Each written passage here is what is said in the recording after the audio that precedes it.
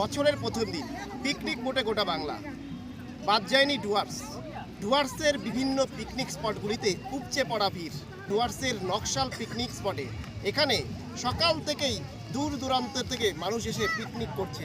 রীতিমতো জমিয়ে চলছে রান্না বান্না, সঙ্গে হই হুল্লোড়, রীতিমতো আনন্দে মেতে উঠেছে পিকনিক করতে আসা এখানকার সাধারণ মানুষ।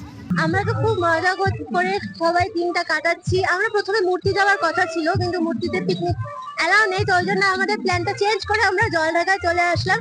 আজকে মেনু হচ্ছে ফ্রাইড রাইস, চিকেন কষা, মাটন কষা, চাটনি হচ্ছে, আর কি হচ্ছে, আর বেগুনি হচ্ছে।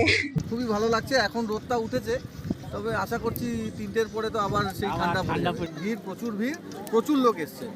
আপনার নাম? যার জন্য প্রথমে জায়গা পাচ্ছিলাম না, সেই জন্য আমরা একটু দূরে এসে বসেছি। এখানে আসছি আমরা পিকনিক করতে, ফ্যামিলি দাদা বৌদি সবাই নিয়ে আসছি।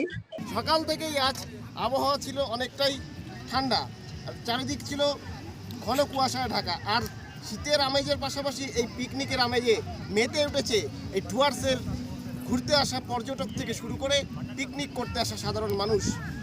এক কথায় ডুয়ার্সে আজ নতুন বছরের প্রথম দিনে জমজমাট আনন্দ হুল্লোড়ে মেতে উঠেছে সকলে। ডুয়ার্স থেকে রাজীব মুখার্জি, NKTV বাংলা।